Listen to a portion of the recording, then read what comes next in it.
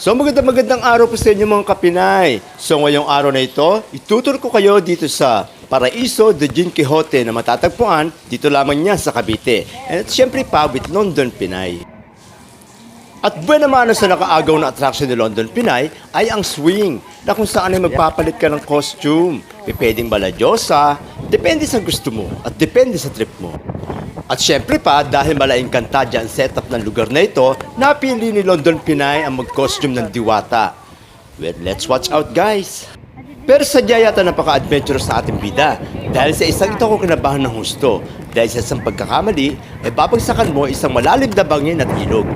So, kaya wala na talagang atrasan ito. Talagang desidido na si London Pinay.